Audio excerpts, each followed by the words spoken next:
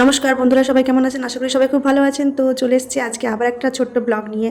তো নবমীর রাতে আমরা বেরিয়ে পড়েছিলাম, মানে আমাদেরই গ্রামের কাছাকাছি দুটো ঠাকুর উঠেছিল, সেই সব ঠাকুরগুলো একটু দেখতে বেরিয়ে পড়েছি। এতদিন পুজো গেছে, একদিনও বেরোনোর সময় পাইনি। মানে নবমীর রাত্রিবেলা একটু বেরোলাম, তাও যেতাম না, আমার বোন এসেছিল, ও খুব জোর করলো যেতে, তাই জন্য ওর সঙ্গে একটু বেরিয়ে পড়লাম। সন্ধ্যা থেকে বেরোনোর কথা ছিল, কিন্তু এতটা বৃষ্টি হচ্ছিল যার জন্য বেরোতে পারিনি।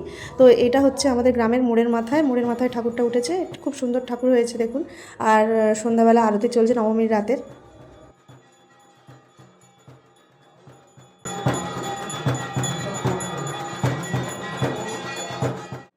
এটা হলো আমার বোন, আর দূরে ওই যে ওখানে মাম্পু আছে, মাম্পুর বোন আছে, আর বোনের ছেলেকে কোলে করে নিয়ে রয়েছে মাম্পু।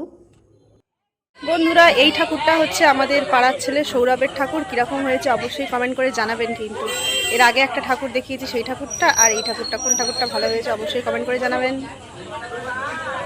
খুব সুন্দর হয়েছে ঠাকুর। চলে এসেছি আরও একটা পুজো প্যান্ডেলে। তো এখানকার ঠাকুরটা দেখুন, অসাধারণ দেখতে হয়েছে।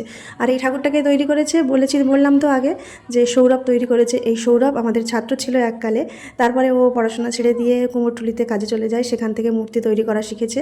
আর শিখে সে এখন বাড়িতেই মূর্তি তৈরি করে।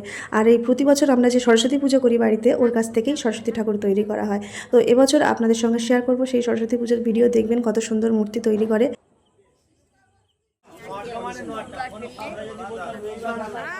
এটা আমার একটা পিসি হয়। চলে যাচ্ছি তাহলে। এই হচ্ছে মেয়ে, তার মেয়ে, এই হচ্ছে তার নাতনি, এই হচ্ছে তার নাতি। ওই যে আরেকটা পুচকি আছে। এই